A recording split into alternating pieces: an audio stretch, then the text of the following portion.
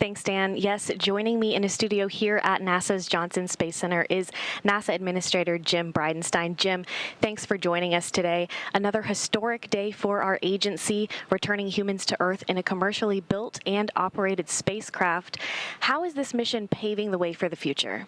Well, it's a great question, and I think it's really establishing the business model for the future. So you can see today I'm wearing my Artemis shirt. And when we go to the moon, we're going to go with commercial partners.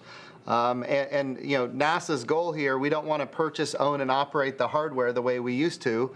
We want to be one customer of many customers in a very robust commercial marketplace in low Earth orbit, but we also want to have numerous providers that are competing against each other on cost and innovation and safety, and really create this virtuous cycle of economic development and capability. And that's what today's return is going to represent. This is the next era in human spaceflight where NASA gets to be the customer.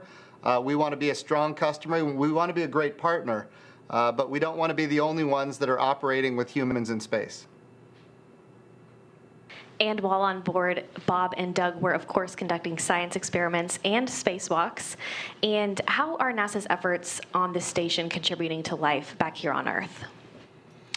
So when we think about the International Space Station, it really is focused on how do we do those transformational activities that benefit human life here on Earth. And certainly, you know, when we think about advanced materials, industrialized biomedicine, these are the things that we're developing every day. Some examples would include, as far as advanced materials, very, very thin materials like an artificial retina for the human eyeball, so somebody who has macular degeneration might not have to lose their eyesight in the future. We can only create materials that thin in the microgravity of space. We cannot do it here in the gravity well of Earth. But that's just one of so many examples. When we think about how we compound pharmaceuticals, when we think about how we you know, create immunizations for things like salmonella and other diseases, these are capabilities that are available to us because of the resource that is microgravity.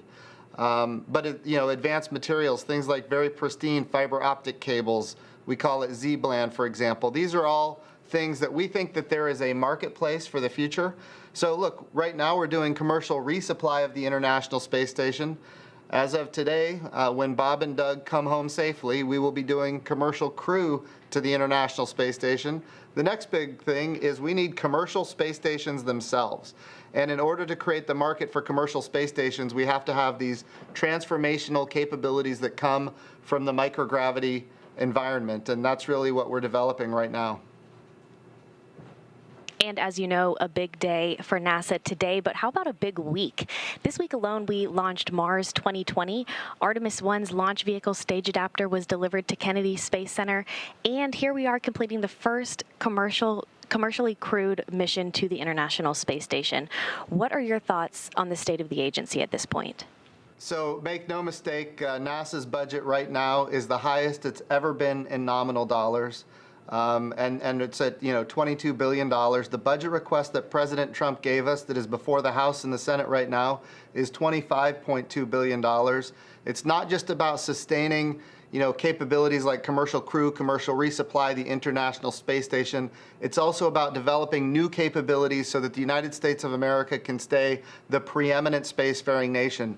It's why we created the Artemis program to go to the moon sustainably with commercial partners and international partners, to use the resources of the moon to live and work for long periods of time, and then take all of that knowledge onto Mars. And of course, as you mentioned on Thursday, you know, we launched another Mars mission. The most sophisticated robot that NASA has ever developed is right now on its way to Mars, and we're going to prove that we can turn the carbon dioxide atmosphere of Mars into pure oxygen for life support. But there's so many other things. We're looking for life on another world. We're looking for signs of ancient life on Mars.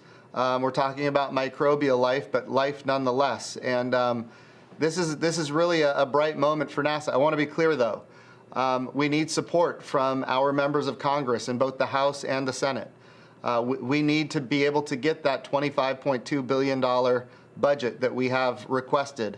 And so I'm working with members of Congress and senators on both sides of the aisle every day, doing town halls across the country. We are in great shape.